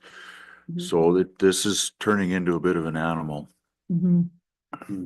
Yes. Yeah, in our report, we asked about something like the Amber Alert system, but I guess if you don't have cell phone coverage, that's no good either, eh? That's right. There's kind of two folds, and it was in that report. There's people traveling that are caught unprepared and potentially for hours on a Mhm. road. And then what the report was about was how do municipalities and emergency management teams deal with a huge backlog of trucks? Like if it's shut down for 20 hours and at Upsala, they don't have enough fuel to keep 300 trucks fueled. They don't have restaurants or washroom facilities. So it's kind of a double whammy. And even for the regular person driving a car, a half ton, unless you can turn around and go back where you came from to somewhere, you could be no blankets, no heat, especially in the winter time, no food. That's right. And people, what I'm hearing is people on this one here were trying to get to, say, Upsala home, and they were in the wrong lane trying to get by all the trucks. and blind corners, blind hills. You don't know what's coming. Right. And then, you know, under the Highway Traffic Act, when they close a road, you're not allowed to drive on it. So if somebody's going past that sign, there's all kinds of other issues that start coming up, right? So, because it's a road closure, Highway Traffic Act, you're not allowed to drive on it. When your children are at home and you're sitting on a highway. Yeah. Yes. Well, otherwise, I did find all the ministers that we met, the 6 were very friendly. Of course, they all knew this was happening today, but they're very friendly and very open to our conversations. Yes. Yes, we buttered them up with giving them calendar. Oh, yes. Wayne had a calendar for every one of them. You had something to ask? I So just- handed them out. That's good. Put Quebec on the map again. When you were discussing with Enbridge at all, any luck getting that small portion of 1117 with They're gonna do what they're gonna do. They are working towards expansion because they know that that's what people want. And of course, it's cheaper than hydro, cheaper than propane. So they're gonna continue with the expansion, but they're gonna do it their way. And So it didn't matter if you had a row full of, because I mentioned, we had a road, dead end road full of houses. They all were willing to pay their part, and it's never been done over these years. It's just not on our radar. Yeah, I know. I know on 102, with regard to the accident that continues to happen on that stretch of highway, at 102 and Mapleward Road at the store there is a sign that gives indication as to, you know, if the road's going to be closed or black ice or, you know, things like that. Is there anywhere that we could have a sign or do you ask MTO to put up a sign to indicate before people even get on the highway, heading west to indicate that that road is closed? No, that'd be MTO. That's the ND, yeah. Yeah, that's the MTO. They wouldn't appreciate us putting up signs, even on our roads. So, yes. Yeah, just one question on the OMPF funding you were denied. Is that because they already know it's not done properly because the northern communities get way better funding on a per cap basis than we do? Is that why they denied us? We're getting our own PF funding. But you know, some of the other funding that we don't get a fair share on, would you not consider that at the same time? We didn't get a meeting with the Ministry of Finance. I think they're tired of listening to us. That's why. Because they know you're right. Right, but they're also related to what we are asking about. It's similar. For EMO and many municipalities, we passed a resolution about that. They want the province to do a review of the provincial municipal fiscal framework. And it's not getting Yeah, done. AMO's pushing for that. Yeah. So they know they're talking about it, but they're not gonna do that just now, not before an election. Well, EMO has timely put out a package, a pre-election package or election package or whatever, not nonpartisan, with 3 elements. I can't remember off by hand what they are, but there's this idea about the municipal provincial fiscal review, homelessness issues, and something else, infrastructure problems, in particular with homelessness and so forth. So I think everyone gets emails, but anyways, there was one that came out. We'll have that on the next agenda just so we can look at it, but changing up the OMPF and getting the levies off our hands, many municipalities are interested in that. We now have our bylaws. First bylaws in regards to zoning bylaw amendment ZBLA 13-2024. It's been moved and seconded. It's open for discussion. All in favor? Opposed? Carried.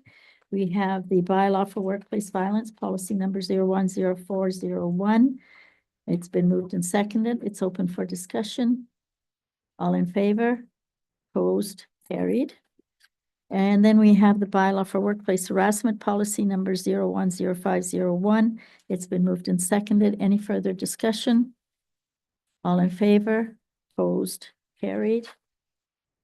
And we have some for information only tips, which comes from the Thunder Bay Police Services publication, AMO, the 2025 pre-budget submission, Children's Aid Society of Oxdrift County, OSTA report on growth in homelessness in Northern Ontario, and Ontario's Rural Economic Development Strategy, Conservation Authorities Act, Municipal Accountability Act with the Municipal Code of Conduct, Bill 242, Safer Municipalities Act, and also St. Joseph's Care Group inquiry in regards to service in Oliver Papoonge.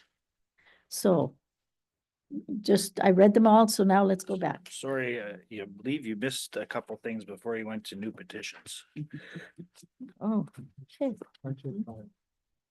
Oh, where is it? 110. It didn't get printed. Oh, that's why I don't have it. Okay. All righty, sorry. It's just that it's not in my agenda. Page 6 of the agenda. Yeah, I've got this here. I've got the resolution. I shall read it. It's a resolution that's been moved and seconded that the following bylaw be introduced, read, dealt with individually, engrossed, signed by the mayor and clerk, and sealed and numbered. Bylaw to adopt the estimates of all sums required for all municipal purposes during the year 2024. Yeah, should be 25. 25 be approved. Yeah. And that the mayor and clerk be authorized to fix their signatures to said bylaw number 12205. So now the mover and the seconder agree with the change from 2024 to 2025. Okay, do I change it or will you? It's gonna be changed, yes. Okay, Changing the minutes. all righty. So it's been moved and seconded. Any further discussion? All in favor? Opposed? Carried. So this one's been carried. Now, was there any other ones missing in my, yeah, and I don't have a page 6. No, it happened when I recopied them. You can find it in your book. I can find it in my own book. I'll go Page back here. 6, yeah. I'll go back here to page 6. Okay, we have a resolution that's been moved and seconded on the like the one that I just did. Yes, sorry.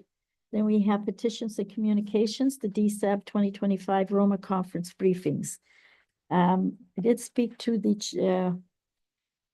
Ken from the CEO of DSAB, and they would appreciate us supporting their conference briefs and concerns. I remember when I was a chair on DSAB, that's something that we changed. I know we represent 15 different places, but it's good if those places also back up their resolutions. So it's been moved and seconded to approve backing up their Roma conference briefing package. Any conversation? All in favor? Opposed? Carried. And then we have the LLT gas and the GST for sustainable infrastructure funding. We have a resolution in regards to asking for the, Yeah, this has already been dealt with by council. We've already passed this item, and you put it on here again. previous one. Yeah, it was an error in No, that's putting it okay. back in. You're just trying to catch me. You're trying to trick me. Okay, so I'm on page 7, which I have here, unless it's changed. And I've read all those petitions and communications. Is there any in particular that a counselor or counselors would like to back? Or looking at, there was one there asking for adequate and sustainable funding for the Children's Aid Society. Now they're talking about their specific Children's Aid Society. I'm not sure of where's ours stands. Anything else that caught anyone's eye? No. I did look at this last one for yes. Thank you. Page 149. Proposed regulations regarding ministers' permit review and powers under the Conservation Authority Act. just wondering, Dan, was there any input that you had from a meeting or anything with Conservation Authority? Will this affect what they do or how it could possibly affect what we have? He makes all the decisions. Yeah, it's up to the minister to run. So our hands are kind of tied, if you want to know the truth. Okay, and then just one item I had a discussion or talked with some people about is St. Joseph's Care Group Inquiry are looking for service in Oliver Papoonch, but we really don't have those services. I've got a call in, I've been left for a message, which I have not received back yet, to Sean at the Community Care Center in Simpson Street. Sean has been very good. She has called me a few times of persons that are going through problems. They're older people and need some assistance, and she's been very good about finding things. So I'm hoping that she will help us. Other than that, I'd suggest calling 211, but the person said, no, that doesn't help. They don't know anything anyway, was the comment I heard. So I will keep trying Sean and see if she can come back with something. She's very active. I see her all the time in Kekabeka with today. with the seniors and other persons. So new business, I received an email from a person who like to have a curling, someone come for a curling presentation to send off or to say hi to those that are coming down to curl. I have something else that day. I don't even remember what date it was, but will you be available, Deputy Mayor? Which day? Don't remember. Fifth Was of it the 5th? February, Oh, see, you know. it's a Wednesday. Yeah, I have a meeting that night. So it's the 5th of, I can send you a copy of the email. Yeah, I yeah. will send that to you. Send to, and it will be on Friday at the earliest because I won't be here. So, but I will send it to you. The big X here, so don't forget. And they just asked for some comments to invite out. Invite people. There are Yeah. 15 teams from it's a mixed Northern Western Ontario play down. Would you email that to Andrew then and say that? Yeah, I will send it to Bernie and then he can Yeah. respond because they directly kept with texting them. me and they said, didn't hear anything. I said, you will soon. So. Sure. Ask me like throw a ceremonial. Yeah. Carry the flag. You can walk around with a stick. You can walk around with a stick if you wish. Okay, so it was a new business, Councillor Calvert. Okay, Councillor Campoff. Just one thing I should have brought up, we're talking about Roma. I always try to, when I go to things like that, I try to talk to people. Mhm. There was one of the mornings, sat down at a table for breakfast with a bunch of councillors from other parts of Ontario. And I started talking about I asked or somebody else asked what's an issue you guys are dealing with, and I mentioned we're about to go talk about landfill issues.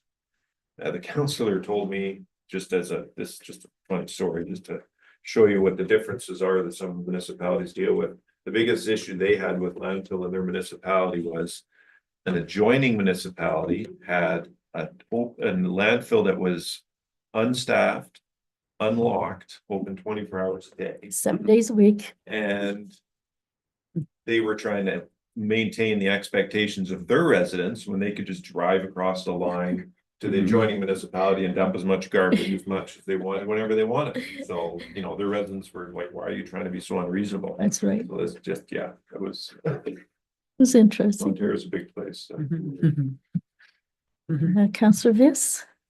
I had a call from a resident in Roslyn. I guess from what I understand, the new system of pricing went out comparison to all and so anyway, yeah, quite a discussion. The bottom line is I said to him, I'm not an engineer. I don't know the technical work of it. I know what's costing you and it's probably cost you more than it should, but it's not our fault and not yours.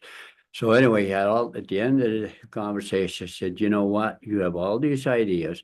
You put them all in paper and you send it to a CEO to put on the council agenda. Then we can have our technical people answer those questions. I don't have those answers. So, and I understand that, you know, I mean, I think he's single man, $141, I think he said, for water a month. Yeah, that's a lot of money. I understand that. But we didn't create that for you and you didn't create it either. That was, I had nothing else to tell them. I mean, that's the way it is. So anyway, so if we get that, then we'll deal with it when it comes to council. That's all I have. So through the chair, that report came to council first and it was verbatim out to the 32 users. Yes. And there was no additional changes and there was a feedback portion that we require some feedback. We're trying to get it by the 8th of February, I think it's listed. We've already received four back. Oh, good. I know some are out of town, so we'll formulate that in a further Good. report. So any information we get from the people will be brought back to you on another report. It's, you know, it's relevant and nice that they call us when they have concerns, but unless they personally put it on paper and send it here, there's nothing we can do. No. And there's no promises we can make. All we can do is listen. So, this gentleman was. For instance, I'll give you a quick rundown. Like he said, why don't we put more fire hydrants in there? We could put up a big tower and then we'll have pressure. And I said, you're going all over the place. And I said, just put it all in and then we'll find out if it's workable or not. So anyway, so you see, they just continue to spread it out further, put it in paper and then we'll deal. Councillor Peacock, you had some new business? Yes, thank you. Did we get anywhere with the police department for a report? We hadn't had one in our council packages as far as incidents. No, we were gone to Toronto, so we haven't been to visit No. them. Remember that statistical report? And we were gonna go. I asked the deputy chief about it and I haven't got an answer back yet. And are there any kinds of reports that are available when people use the landfill site and they have their access card, they give the attendant the number? Do we have any kind of reports as to like volumes of like high traffic times or how many cars are through there? And because to the best of my knowledge, they have tablets to take care of all of that. So is there a For the a chair, report? there's never been a report generated for people coming, how many 360 on a Saturday and 173 on a Tuesday. We do track every vehicle movement through the gate though, yes. Yes. Okay. And congratulations to the Dubinsky Rink, the under 18 girls team who represented Kakabaka Falls at the Northwestern Ontario Championships in Timmins 2 weeks ago. That's a back-to-back win for the girls, and next week they're off to Saskatchewan. So good luck to them. On Monday for the special meeting that we're having for the enabling bylaw, will any of the fire department or deputy chief or anybody be invited to attend that meeting, or is it You can be darn strictly? sure that someone's gonna be here. I will be in attendance on that. He's the one that gave it to us. I didn't know if it was open to the captains or, Well, any meeting's Meeting's open open. to Yes. anybody. I don't invite members of the fire department. I tell them they're open meetings that they can come to. Mhm. But quite honestly, I'm not hounding everybody to come to meetings, so Mhm. I've told everybody, well, captains who are supposed to relay it on several occasions that this meeting's coming up, so. Okay. All right. That's good. Okay. Thank you. Any new business from administration? Fire department, treasury, director of operations, planning, nothing new? Okay. So we resolve into closed session. We have a resolution moved in second that we now resolved into closed session at 11:05 a.m. We will have a break for 5 minutes.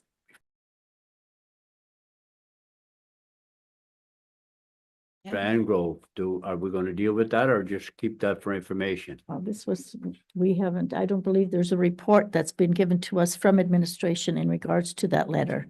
So they sent it to us after the deadline. We just got it a few days ago, so it would come back at another time. Okay, and that's fine, because I'm sure they're listening to the meeting, Yeah. so, and it said something, somewhere I read or somebody said he hadn't acknowledged that, so at Okay. least we acknowledge receipt of it and we'll deal We with have. it, yeah, okay. Yeah, we will not, we have acknowledged receipt, but yes. I acknowledge receipt of it. In a news paper article or a letter to the TB News, it said we had not, and that's incorrect. Well, that's where I read it. Okay, yeah, I knew I heard it some, okay. Yeah, we would never talk about that until we have administrative report back to us, so we could. talk And that's about it. fine. Yeah. Certainly. Okay, so they can rest assured if they're listening, it'll be at our next meeting or the meeting thereafter. But it will Thank come you. back. Okay, so we have a resolution moved in second to resolve to close session at 11:05 a.m. All in favor, or it's been moved in second, I said already. All in favor? Opposed? Carried. We will now have a 5-minute break.